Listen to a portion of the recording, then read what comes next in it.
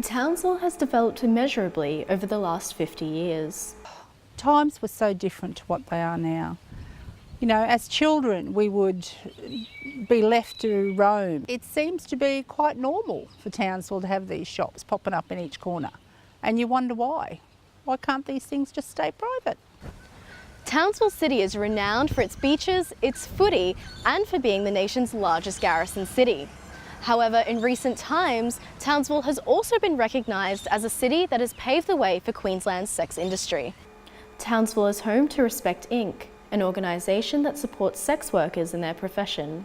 Respect chairperson Jenny King says change is affected in the wider community through sex workers who are educated about their practice. They're teaching their clients about STIs, they're teaching their clients about how to prevent STI transmission.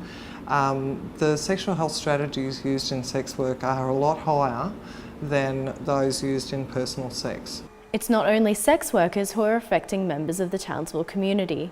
Sweetheart sex store owner Colin Edwards says stores like his provide an avenue for individuals who may be at risk of social isolation due to their sexuality, which can lead to depression, self-harm, and in some cases, suicide.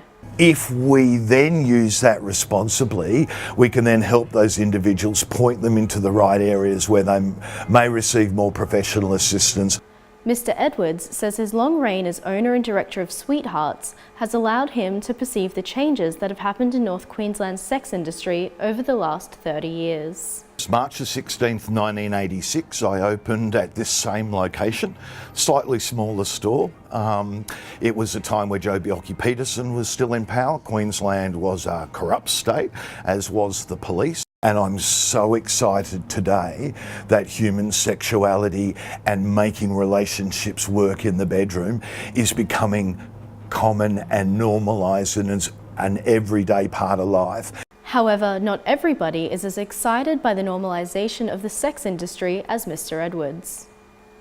Neil Davis, from Townsville City Council's Department of Planning and Development, says the council receives submissions for business reviews from members of the public who stand against sex stores, despite these shops only operating in council-approved zones. Generally, we are constrained by local centres or shopping precincts. We don't want them where children in particular are going to be present, so we do try and channel them out to places like Charter Towers Road.